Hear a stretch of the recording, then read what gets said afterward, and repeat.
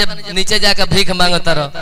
अच्छा हम भीख मांगे गए रहनी हो तो बाबा रौरा का पार्थिव पूजे गए रहनी बा रौरा के निमन मंत्री ऊपर में रह के गई थी तब नु समाज में एक जूता पिटाई तो इज्जत उतने जाई आ 20 जूता पिटाई तो इज्जत उतने जाई। हम तने दूर ले गए नहीं हम और रवा नियर रह के अपन भीखो के मांग के चलिए अंतर अपने भर तो बा शादी हो गई आ गावना ना भइल। लड़किया एक दिन फोन कइल अपना मर्दा भेरी कल के हो का चाहता रो शादी करोले बार तू त गावना दोसर के हो थोड़े कराई।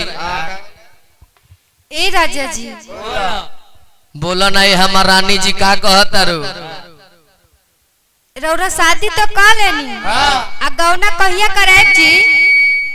गावना देखो अभी डेली जागरण बा अभी गौनो करे के लिए तो कोनो फायदा होई ना। हम चाहता नहीं कि 2-2.5 साल के बाद गावना होई तो ठीक लगी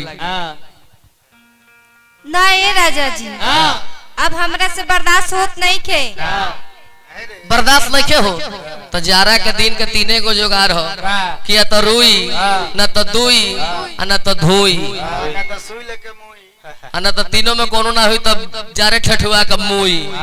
रुई मने मोट बिछौना होखे मोट ओढ़ना होखे तो ठंडा कम लगी न तो दुई मरद होखस मेहरारू होखस तब ठंडा कम लगी न तो धुई निमन आग बोरसी के जुगार होखे तब ठंडा कम लगी आ ठंडिये में गावना नइखन करावत।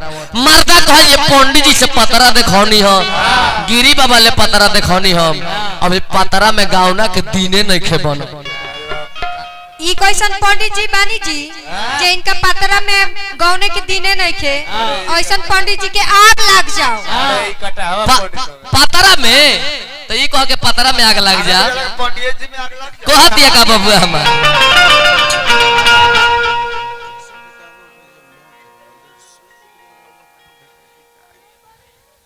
आहा बबुआ हमार